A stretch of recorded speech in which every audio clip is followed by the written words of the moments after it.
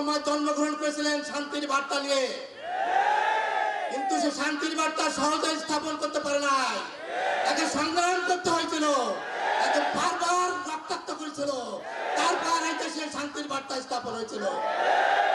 আজ আমরাও নেমেছি শান্তির বার্তা নিয়ে। আজ আমাদেরও সংগ্রাম করতে হবে, আমাদেরও বাধা বিপত্তি আসবে। সকল বাধা বিপত্তি উপেক্ষা করে আমাদের শান্তির বার্তা নিয়ে এই বাংলাদেশের মানুষের কাছে পৌঁছে দিতে হবে। সংগ্রামী ভাইয়ের আমার, আপনারা জানেন আমাদের একটি মাত্র শত্রু আছে, আপনারা কেউ জানেন কিনা জানি না। সেই শত্রু হচ্ছে আমাদের প্রতিবেশী মোদী সরকার। সেই মোদী সরকার আবার ওখানে দিল্লিতে বসে কলকাঠি কাটছে। যে কলকাঠির জন্য আমার হিন্দু ভাইয়েরা এখনো এক হতে পারে নাই। আবার নাকি ভাবছে যে 2-3 দিন আগে ইলেকশনে আবার নাকি তিনি কলকাঠি নাড়াবেন। আমি মোদী সরকারকে স্পষ্ট বার্তা দিতে চাই, আপনি ইন্ডিয়াকে ধ্বংস করেছেন, আমাদের বাংলাদেশকে ধ্বংস করবেন না।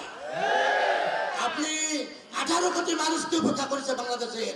আপনি একটা পরিবারকে বাঁচানোর জন্য আমাদের 18 কোটি মানুষকে আজকে উপেক্ষা করেছে। সে কি হতে পারে?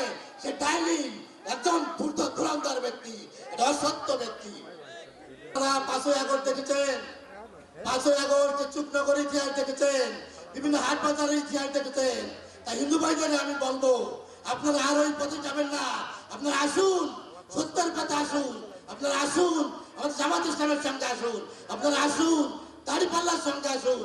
আপনারা আসুন, পরাশ সাহেবের সঙ্গে আসুন। আপনারাও ভালো থাকবেন, আমরাও ভালো থাকবো। এদেশে আমাদের কোনো সাম্প্রদায়িক দল নাই, আমরা অসাম্প্রদায়িক দল। তারপর প্রমাণ করেছে জামাত ইসলাম।